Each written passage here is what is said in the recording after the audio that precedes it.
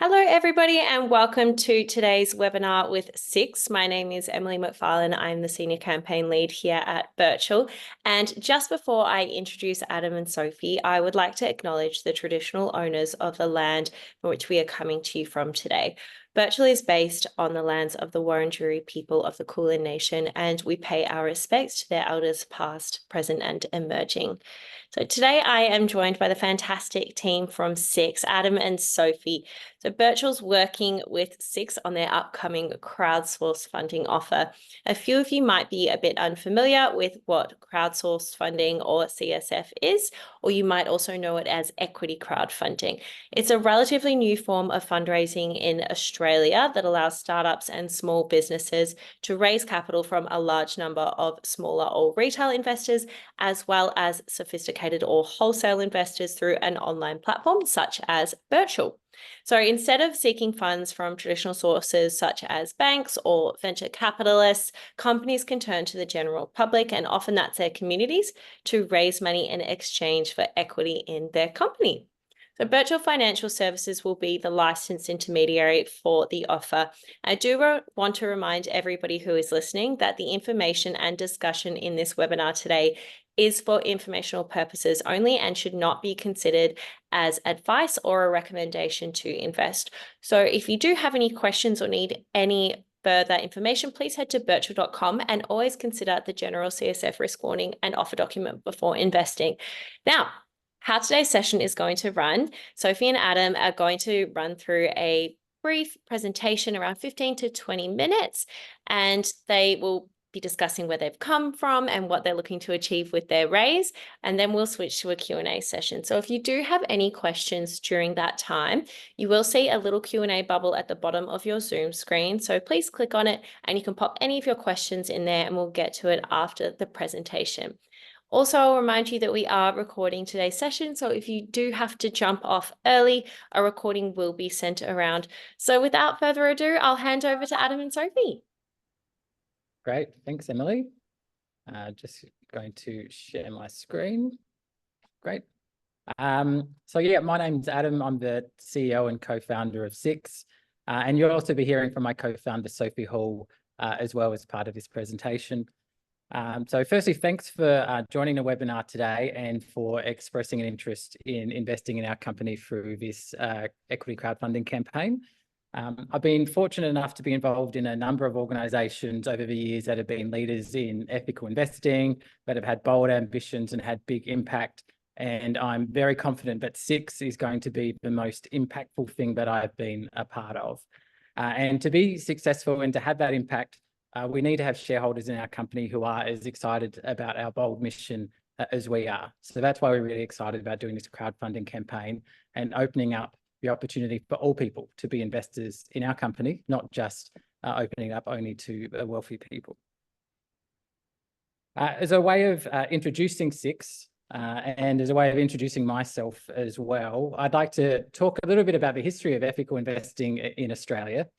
And I'm going to start in the year 2005, not because that was the year that ethical investing started in Australia, but because that was the year that I started working in the ethical investing industry. I actually started working for Australian Ethical Investment at that time, which was one of Australia's oldest ethical fund managers, and it now manages something like 10 or $12 billion under management. And it's hard to believe now because ethical investing is something that is quite well known. But only 20 years ago, ethical investing was almost unknown. At the time, and all the numbers that I'm about to share are from the Responsible Investment Association of Australia, part of their benchmarking reports they put out each year. So 20 years ago, ethical investing represented just 1% of total funds under management in Australia. And the general appetite that was reported for ethical investing at the time was around about 22% of the total market.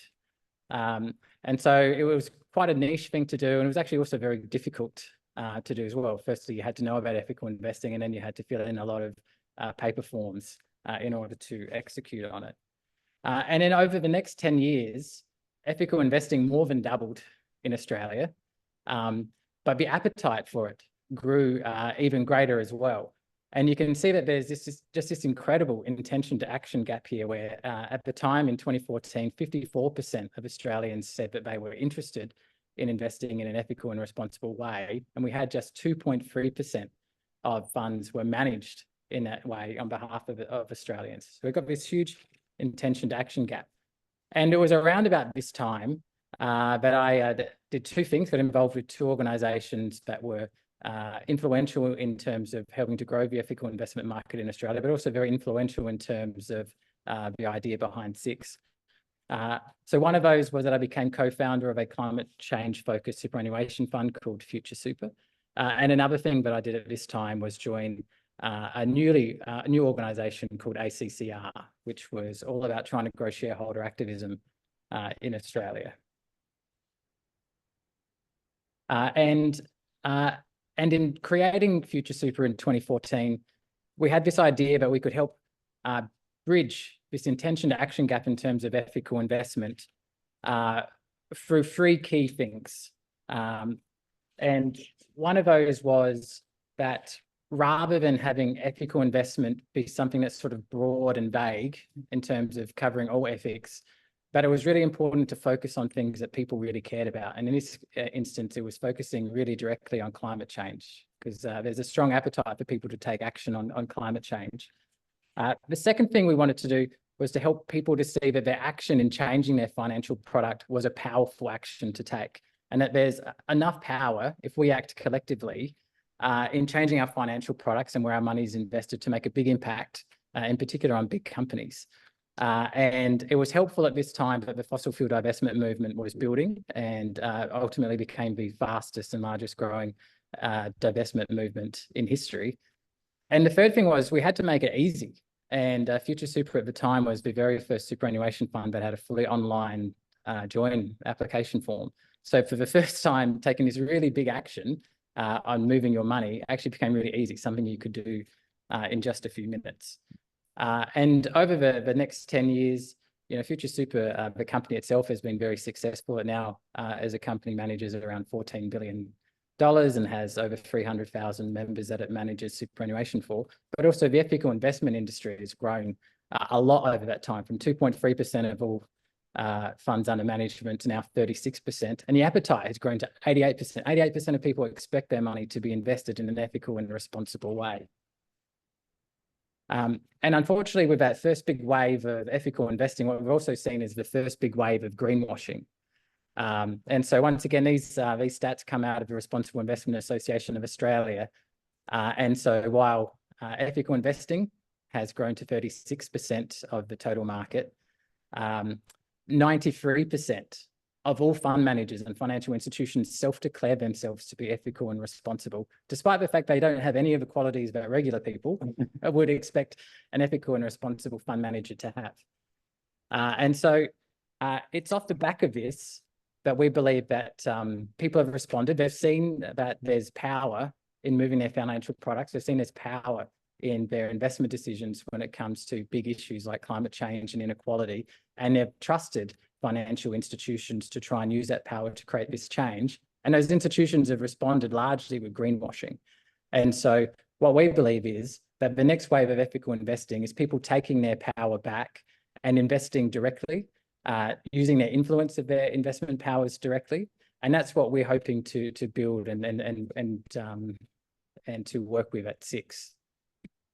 And to do that, we need to overcome the lack of information available to all investors, the lack of influence that they have access to, and give them access to a lot more investment opportunities that help them progress that.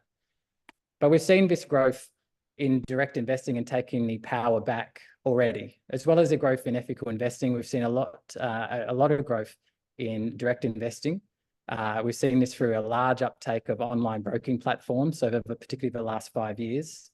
And we're seeing a large uptake, in particular from millennials and younger, in terms of directly investing their money.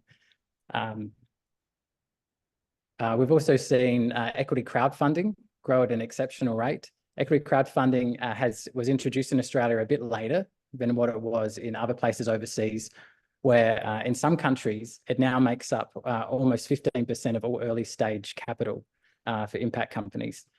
And we've also seen a big growth in sustainable businesses. The number of companies currently awaiting B Corp certification, both in Australia and globally, is more than the amount of companies that have already been certified as B Corps as well. And then, as well as people taking more action in terms of directly investing, they've also been taking globally a lot more action in taking direct influence on how big companies operate. Globally, last year, over 1,000 large companies received a shareholder resolution on an environmental or social issue. And in the US alone, there were 616 shareholder resolutions on environmental and social resolutions proposed last year, which 341 of those progressed to a vote. And we've seen the amount of shareholder activism globally growing year on year. You can see here that over the last 3 years, the number of resolutions in the US has grown by 100 each year. By contrast, in Australia, we have particular rules set out in the Corporations Act that means shareholder activism in Australia has been muted. While it's been growing overseas and while direct investors have been having a lot more influence overseas on how big companies operate, in Australia, we've seen very little shareholder activism. Two groups, ACCI and Market Forces, have been doing almost the entirety of the shareholder resolutions proposed on environmental and social issues over the last few years. And even then, it's tiny compared to overseas. And to illustrate this, I'll just point to one company, Amazon, which had 18 resolutions go to a vote at their AGM last year. They actually had a further 3 resolutions that were proposed and withdrawn because the company agreed to them beforehand. And yet, by contrast, on the whole ASX last year, there was 6 resolutions on environmental and social issues, all proposed by Market Forces. So one company in the US, Amazon, had 3 times as many resolutions as the entire Australian share market last year. And we've seen plenty of examples of overseas of where collective action from small shareholders has made a really big change, and there's a really big appetite from retail shareholders to get involved in having influence. There's 2 organisations here that I wanted to highlight.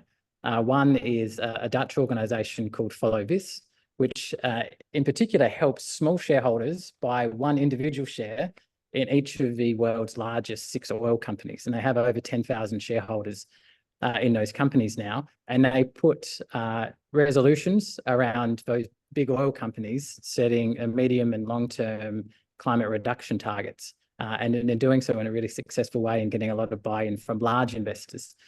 And we've also seen another platform, which was quite similar to what we're proposing to build with Six, which is an activist share trading platform called Tulip Share, which in its first 2 years was able to get 38,000 users on their platform. And now we're targeting change at some of the biggest companies in the US and got some really great results from their activism directed at some really large companies. And there's some examples there.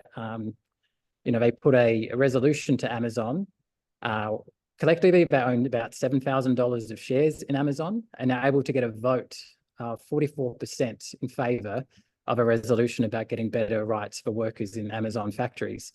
So with just $7,000 worth of shares, they were able to influence hundreds of billions of dollars worth of shares to vote in favour of that resolution, which almost passed. Another one of their resolutions was aimed at Johnson & Johnson about trying to get them to remove talc-based powders from their product line, something that's been linked to cancer. With just, once again, just a few $1,000s worth of votes, they got close to passing that resolution.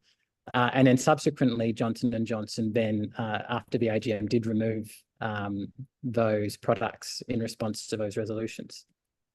So we see the potential to run these types of resolutions in Australia, and in particular, working with NGOs and other partners to collectively work together, get hundreds, potentially thousands of people involved in each of our shareholder campaigns to try and make an impact. And I think one of the things that's important here is that not only is shareholder activism a potentially very powerful tool for making change, but it's also a very powerful way for us to build our user base on the Six platform. So on each of our campaigns, we plan to partner with groups of NGOs, foundations, investor groups, and advocacy groups who each have between 100,000 and 1 million supporters. And through these partnerships, work on these campaigns together, but it also acts as a funnel to bring the supporters of those organisations and NGOs onto our platform. And we've opened with we actually have 6 campaigns that we've started with. This is 3 of the campaigns that are on our platform already. Those first 2 campaigns that you can see highlighted there are 2 of our more popular campaigns so far. A campaign to save the skate, an animal called the Morgan skate from extinction due to Woolworths and Coles salmon sourcing, and also a campaign to get the NAB and CommBank to stop funding deforestation. Aside from these 3 campaigns you can see here, we also have other campaigns as well, which are outside of the sort of environmental space. One of those in particular is targeting the big media companies around their gambling ads. So that's in partnership with the Alliance for Gambling Reform.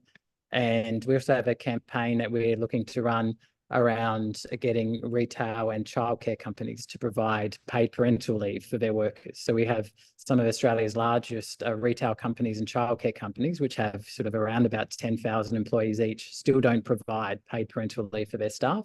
And so we're partnering with a number of organisations to try and make change in those companies. So that's our plan, and that's what we're building.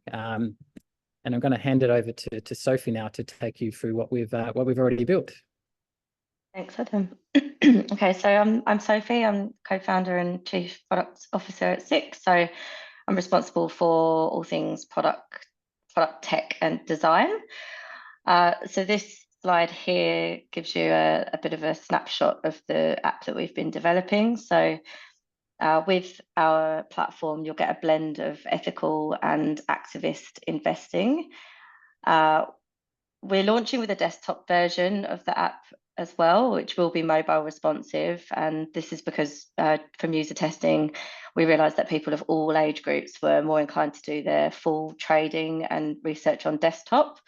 And they just tended to use mobile apps for checking share prices or doing quick trades, whereas we're initially focusing on encouraging people to buy shares and keep them there until campaign has reached an outcome.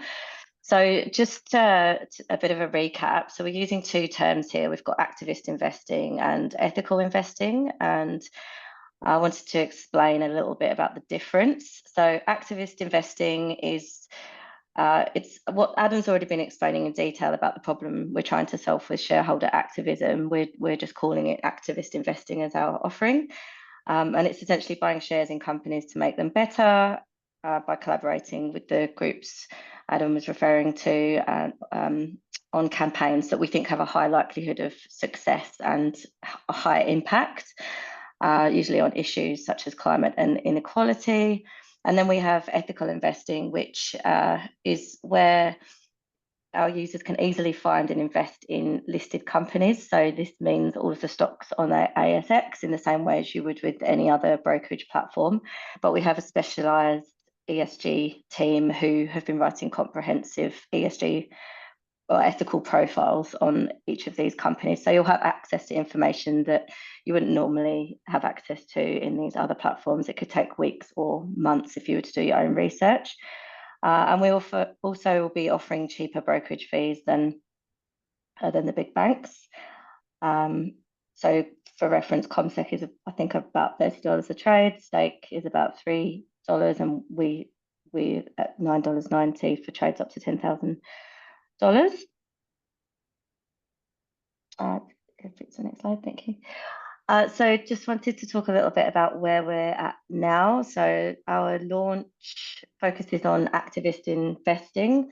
We're taking that approach to fully engage and nurture the experience of our early adopters. We've developed the ethical investing offering with access to all the ASX listed companies and some of the ethical profiles, but we're releasing it with restricted access to the 10 or so stocks that we have campaigns running against. And we're doing this to really test out this offering first and just narrow our focus around activist investing as our entry point. We're doing this by leveraging our wait list. So we have thousands of people already on our wait list that have posted to buy their shares, and we're just going to continue to use our partnerships with NGOs to build out that pipeline of engaged users. We're currently in beta testing, so our early users have been signing up for an account, verifying their ID, depositing and withdrawing cash from their wallet, and placing the first trades to take part in campaigns, but we'll be opening up to the public in the next 2 weeks.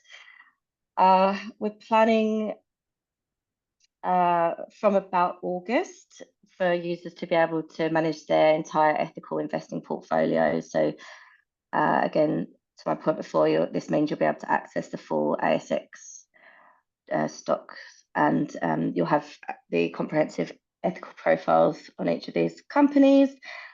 And yeah, just wanted to make a point that we have a real competitive edge by doing this. We're entering a market with no competitors in Australia, really, with the activist investing side of things. And it just means that we're setting ourselves up as pioneers in this space. I can't do a live demo of the platform today as it's going through the beta testing for trades in the test environment at the moment. But I've added a video in here that I'll play just so you can get a picture of the experience to expect when we give you access in a couple of weeks' time. All right, so for the purpose of this demo, imagine that you've seen a digital ad and you've come to the SIX website and you filled out a form to pledge your support for our Save the Skate campaign. And you've now just been notified by SIX that the share trading functionality is live. So you've come through to the SIX app and you're after low and you're ready to sign up. So here we go to create your account. At this point, you can go through the whole verification process if you're ready to do so. So you'd have your ID ready and you click on here to verify your identity. And there we take you through the KYC process where you can choose driver's license, passport or Medicare card. Skip through these screens. And now that's been done. Success. So now you can add funds to your wallet. Just going to pretend that we're adding $1,000 with Pay ID. So this will be an instant transfer. And then I'm going to go to the home to check out the campaign. So imagine that this is the campaign that you have signed up for already. So you can see here that we've got 766 other supporters of this campaign. And this is just to let you know that you've already pledged and you're ready to take action. So this campaign is about an extinction event. So the Maugean skate, which has a lineage as old as the dinosaurs, faces the threat of extinction. And one of the most major threats to its survival has been the surge of industrial salmon farming. And Woolworths and Coles are the salmon industry's most important customers. So to save the skate, Woolies and Coles must stop procuring farmed salmon and ocean trout from Macquarie Harbour farms. So there's just a bit more information on that page there about that particular campaign. So this just lets me know that I've already joined, and the next step would be to invest. I'm going to invest in Coles in this instance. So the minimum amount that you can invest is $500, and I know that 31 shares will take me over that $500 threshold. So I'll just review my order. We will be adding some disclaimers in here as well. So that looks good. Submit my order. Great. Close that. And it just lets you know that you've invested and you've taken part in this campaign. So you can choose to share on socials if you wish. Great. And that's how easy it is to use your investment through SIX as a vote for the future of our planet.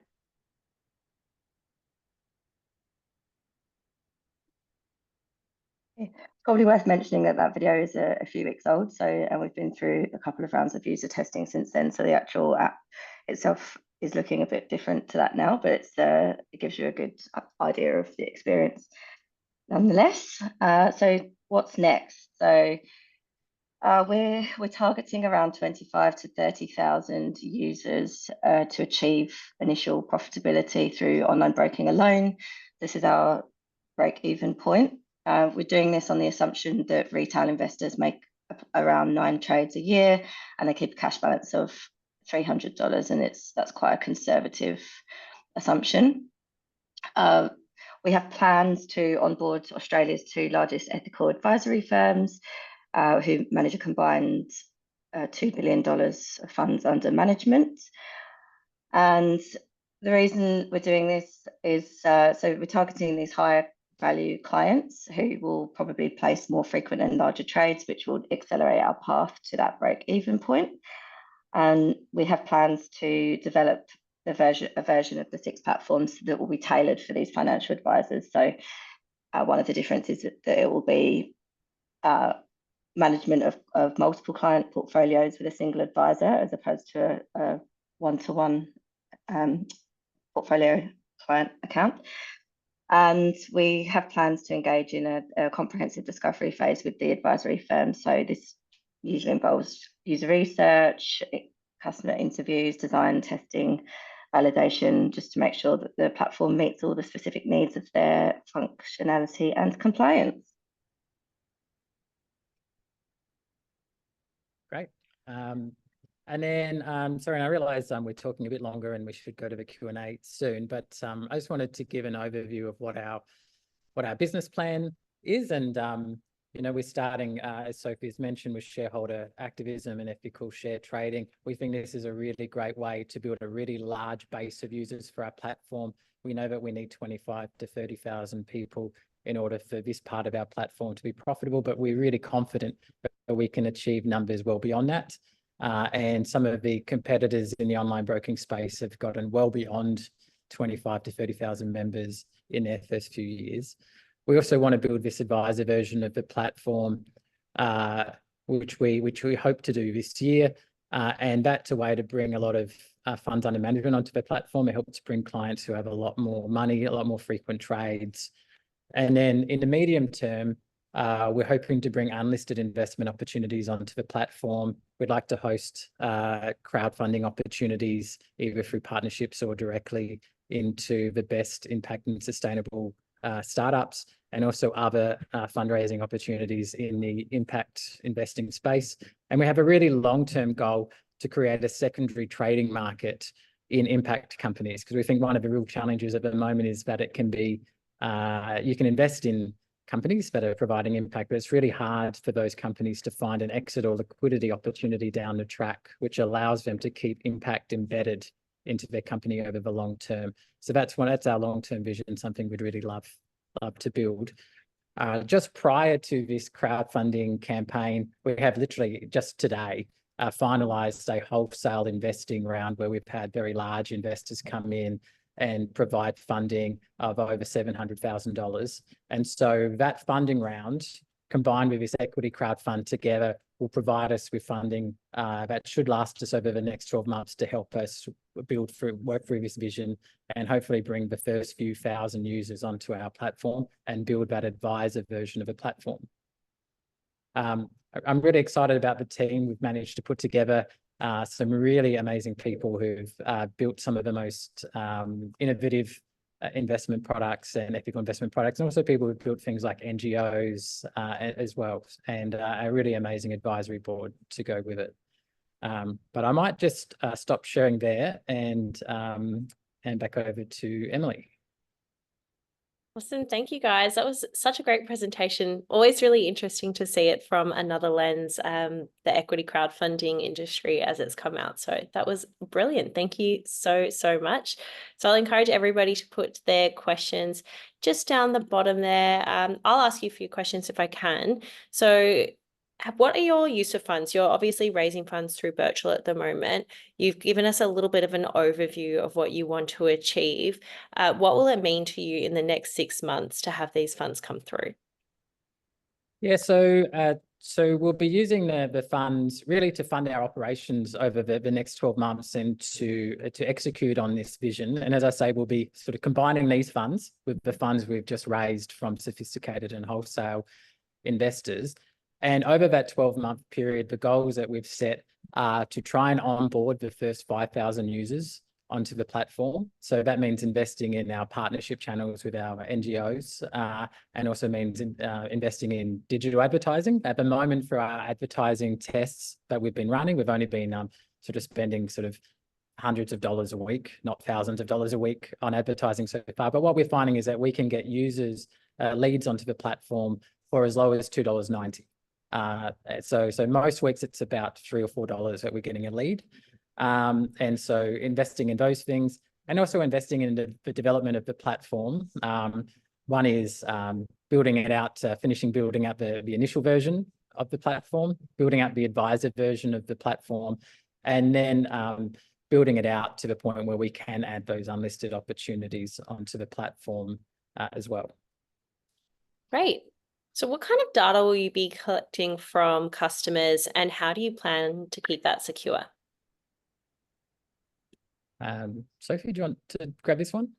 Yeah, I mean, we've implemented product analytics into the platform. So we're using Segment, and we'll be collecting just general user behavior data, trying to understand the levels of engagement, behaviors, things like that. So we'll be tracking based on hypotheses that we come up with, how we think that people will move through the funnel, and then working out if that actually happens or not. In terms of security, this just using product analytics tools. So that's, I guess, there's not really a security concern. In terms of the data that we collect, I'm not sure if maybe this was the question, the data that we collect during like onboarding and things like that, we are making sure that we build in security where it's needed. We're not collecting anything that's at this early stage, we're not collecting anything that we really need to worry too much about the rigorous security of right now. So, yeah. Thank you. So can you explain a little bit with exactly how the activist investing would work in more detail, so including the minimum investment amount? Yeah, so in order to access a lot of these shareholder activism tools, and the main one of those shareholder activism tools is the ability to put a shareholder resolution to a company. And that requires 100 shareholders into a company in order to access those tools. And once you can put a resolution, it gives you a voice in the boardroom, and the company is sort of compelled to talk to you and engage with you. So through our platform, we can easily track who's buying shares in those companies. They can sign an agency agreement, which lets us negotiate with the company on their behalf. And then the way we're running these campaigns for our partnership model is we're finding NGOs and also investor and advocacy groups to work with. And what it means to be a partner is, those groups are publicly agreeing to be associated with the campaign. They're also involved in regular meetings with us about how we're running this campaign. They're helping to work out what demands we're making of the company. We're allowing the NGOs in particular to focus on building up the grassroots supports for these campaigns, use our platform to help give them a voice in the boardroom. And then our team is able to help them to express themselves in the boardroom, and also to help them draft shareholder resolutions that we'll propose to the companies if we're unsuccessful in negotiating an outcome prior to an AGM. So that's the plan for how the model works. And on each of our campaigns so far, we've got between sort of 1 and 7 or 8 different NGOs and different groups partnering on those different campaigns. On the Save the Skate campaign, for example, I think we've got 8 groups who are already partnering with us on that particular one. And then there's on other campaigns where there might just be one NGO partner, but they're really large and have a very, very large supporter base. Awesome. Thanks, Adam. So when you say customers maintain a minimum of $300 in their account, what does that mean? So people need to transfer funds to their account in order to trade. And so on other trading platforms, in terms of what they report in terms of their users, there's been groups like Self-Wealth, ComSec, and so on. They report that their clients on average leave somewhere between $500 and thousands of dollars just sitting in the bank account attached to their trading account. For us, we've assumed that quite conservatively in terms of how we've been doing our internal budgeting, that our average user will only keep about $300 in their account ready for trading at any time. But the reason the money in someone's account is important, one is it just shows that they're ready to trade. And the other one is that we, as a company, do earn interest on money that sits in people's accounts. And for some of the other online brokers, earning interest on money that sits in client accounts is one of their larger revenue streams. Brilliant, thank you. So how does the activist investor model differ from the work that is already done by the ACCR or market forces? So the way I would think of it is we're creating a platform that allows all NGOs and all advocacy groups to access the same shareholder activism tools that ACCR and market forces are currently using. NGOs and advocacy groups are resource constrained, and they often don't have the resources to organise large amounts of shareholders.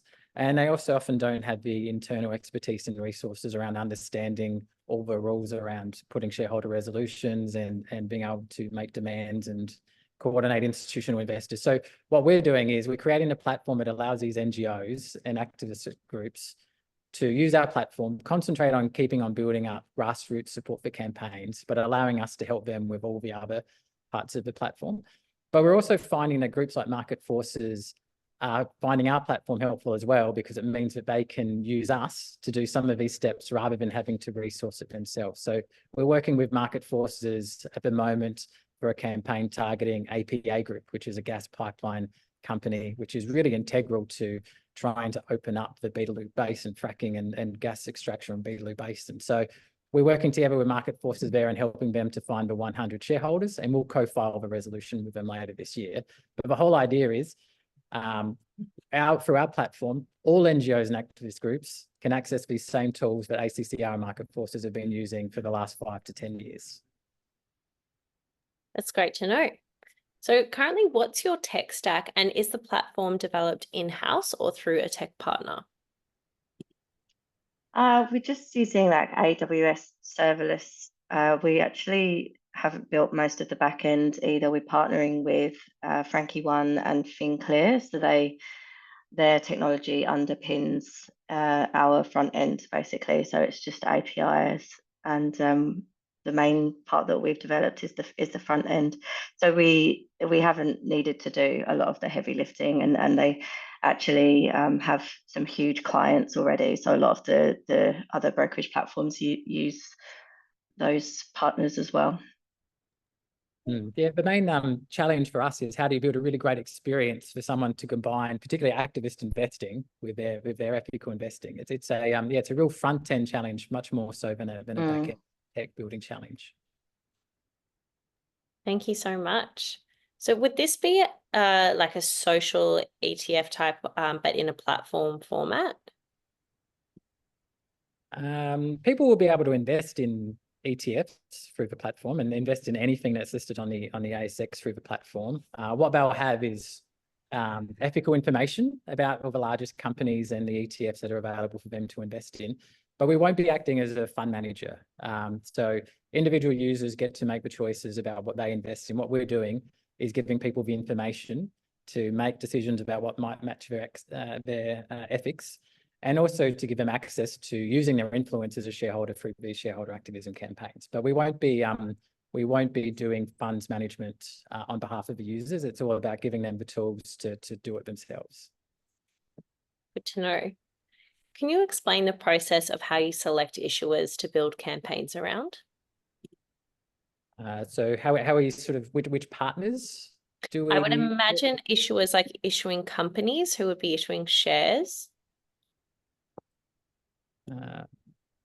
I could have read this wrong. So it says issues as well. Okay, yes. So how do we select which campaigns we run and who we're targeting? So what we found is the appetite for campaigns on our platform has been much greater than the number of campaigns that we have the resources to run at the moment. So through the process of selecting our initial 6 campaigns, we've sort of looked at through it of the lens of, which campaigns do we think are going to be popular? Do we think that there's an appetite for collective action around? Campaigns where NGOs have already been running a campaign for a while, and where these tools are going to be really helpful in terms of escalating those campaigns. And we're also looking at where can we win? Because we think that it's important for us to run campaigns where we feel like through these tools we have an opportunity to win. So that's sort of the frame we've been looking at. We've also been wanting to make sure we have a good diversity of campaigns on the platform. In particular, because ACCI Market Forces have been running shareholder activism for a few years, focused specifically on climate, we thought it's also important to make sure that other areas of environmental protection and biodiversity, and also social issues like those around like gambling ads and paid parental leave, that we're stretching shareholder activism across a broader range of issues, and so that people can see that this is a tool that can be used for all groups, not just in the climate space. And we also make sure that the ask is achievable as well. So, for example, with the Save the Skate campaign that we ran through earlier, the ask is actually only that we want them to move 10% of their distribution out of Macquarie Harbour, and that would make all the difference. So it's not asking them to stop sourcing all of their salmon, for example. So it's something that we think we could get a good outcome with. Brilliant. So do you expect to have any issues around IP or defensibility of your product?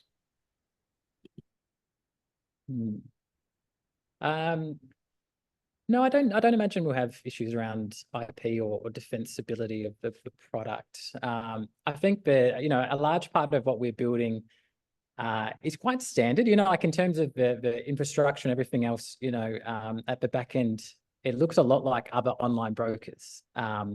And so what's the real core difference here is the fact that we're providing ethical investment information about different things and helping people to make a good ethical investment choice, and in particular, helping people to take part in those shareholder activism campaigns. I think we have a real moat in terms of anybody else wanting to come into this ethical investment space. At the moment, through the research we've done, we don't believe any of the other online brokers are targeting the ESG or ethical investing audience in any meaningful way.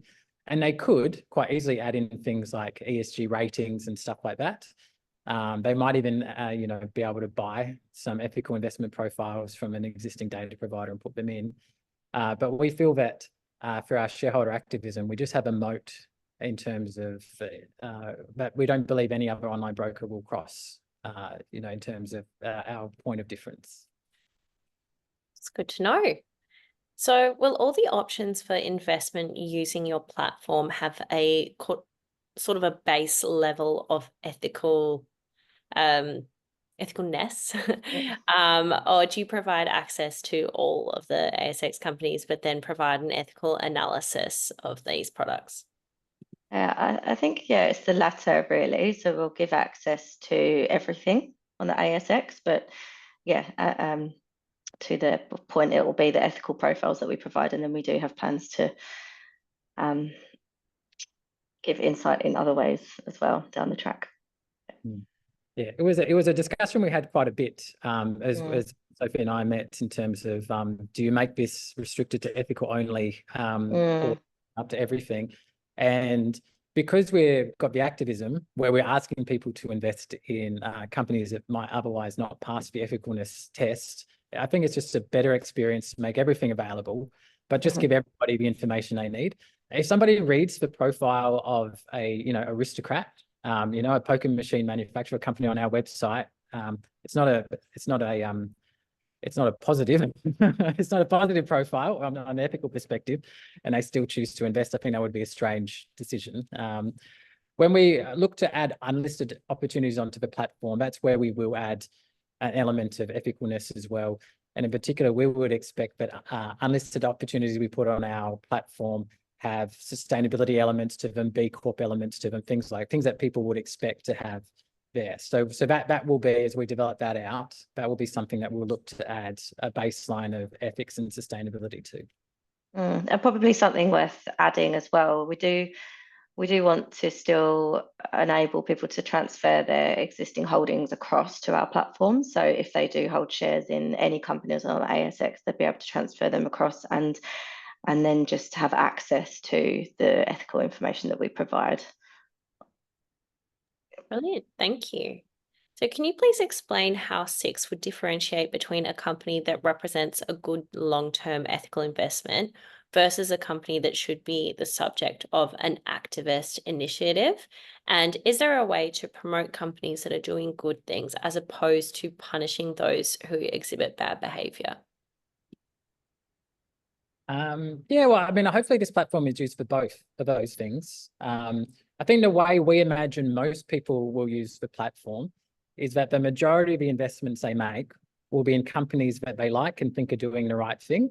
And they'll be able to find those companies through being able to search based on ethical and ESG criteria, create watch lists based on those same criteria, and obviously be able to read profiles that give our views in terms of the ethicalness of those companies.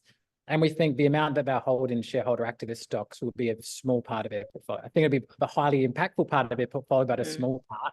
And we wouldn't be encouraging people to invest anything more than the minimum trade, which is $500 into for activist purposes. So we think, 90-odd% of their portfolio is going to be in the good stuff, and probably a small percentage of their portfolio in activist shares. Great, good to know. Just in case this was potentially missed, will Six be creating an HIN for investors if they choose to invest using it? Yep, you can either transfer your HIN across or we'll create a new one for you. Yep. Great. Someone's asked if they'll become a shareholder through the crowdsource funding. Yes, you will become a shareholder in the Six platform by investing through this equity crowdfunding round. So obviously this is just the start of your journey, but do you envision that you'll be making further products in the future? Yep. All based out of the Six platform. I guess we're using the Six platform as something we're going to build out our product development through. So we've mentioned a few of these today. So obviously today it's just activist investing only. From around about August, we'll just turn on the rest of the ASX and have it available as a full ASX trading platform. And then the next development in our platform is wanting to add the unlisted opportunities onto the platform as well. And then obviously the long-term goal is that secondary trading market, which, if we're thinking about timelines for that, it's beyond 3 years in terms of being able to build out a secondary trading platform. So that's the real long-term vision of what the platform could have. But what we really love the idea of is that somebody's ethical listed shares, their activist shares, and their unlisted shares can all be in the same platform, and that they can create secondary trades on those unlisted shares. Brilliant to know. Oh, I just had another one come through. Plans for IPO to elevate the potential for impact. That one at the moment, it can be a little bit speculative. Looking forward that far into the future, as the platform is yet to launch, and we'll be launching in August. So that's unfortunately something that we can't answer at this current point in time. So as you are bringing on a lot of new investors, how do you envision they'll be instrumental to the growth and forward-looking strategy for Six?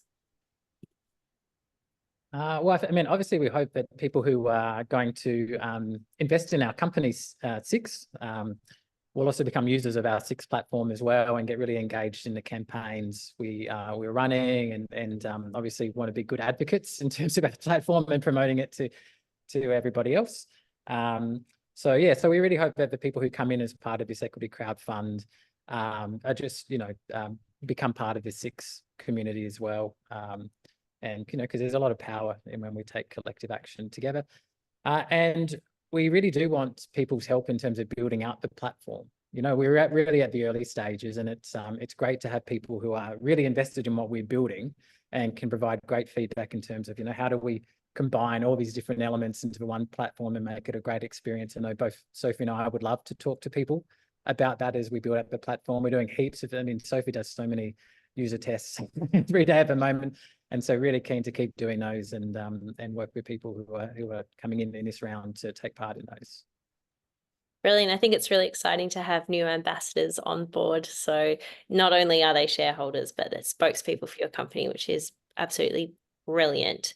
Have you considered any government regulations that might have any impacts on the way that the platform works? Yep. So we've just been granted our own financial services license. So up until this point, we've been using another company's AFSL, which is quite a regular thing to do, but we now have our own AFSL, which allows us to do all of the things we're planning to do over the short term. As we build out the platform, we will need to expand our financial services license to include, for instance, if we want to get involved in unlisted opportunities, crowdfunding as well, we'll need to have those added to our license. Which I would be confident could be added based on the experience of the people we have in the team. Over the long term, for our long-term vision, if we want to offer a secondary trading market, we'll need to get a trading license, a markets license for that.